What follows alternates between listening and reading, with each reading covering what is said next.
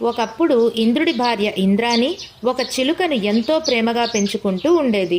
ఒకరోజు ఆ చిలుక అనారోగ్యానికి గురైంది. దిగులుతో ఇంద్రాణి చిలుకను వైద్యుని వద్దకు తీసుకెళ్ళింది.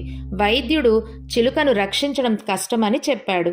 ఇది విన్న ఇంద్రాణి చాలా బాధపడి ఇంద్రునితో వేడుకుంది, నా చిలుకను బ్రతికించండి, లేకపోతే నేను బ్రతకను అని. ఇంద్రుడు బాధపడి బ్రహ్మ దగ్గరికి వెళ్ళాడు. బ్రహ్మ తలరాతలు రాయడమే తన పని అని, వాటిని అమలు చేయడం విష్ణువు బాధ్యత అని చెప్పాడు. అక్కడి నుండి ఇద్దరూ కలిసి విష్ణువు దగ్గరికి వెళ్ళారు. విష్ణువు ప్రాణాలను కాపాడే శక్తి శివునికి మాత్రమే ఉంది అన్నారు. అక్కడ నుండి ముగ్గురు బయలుదేరి శివుని వద్దకు వెళ్ళారు. శివుడు ప్రాణాలను తీసే పని యమధర్మరాజు బాధ్యత అని తెలిపాడు. చివరిగా ఈ నలుగురు కలిసి యమధర్మరాజు దగ్గరికి వెళ్ళారు.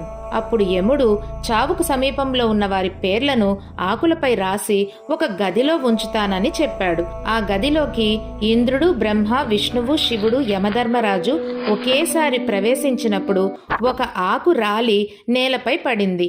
ఆ ఆకుపై ఇలా రాసుంది: ఎప్పుడైతే ఈ గదిలోకి ఇంద్రుడు, బ్రహ్మ, శివుడు, విష్ణువు, యమధర్మరాజు ఒకేసారి వస్తారో అప్పుడు చిలుక మరణిస్తుంది అని. చూసారా, ఇది విధి నిర్ణయం, దాన్ని ఎవ్వరూ మార్చలేరు. ఈ కథ మీకు నచ్చినట్లయితే లైక్ చేసి, షేర్ చేసి, అదేవిధంగా సబ్స్క్రైబ్ చేసుకోండి.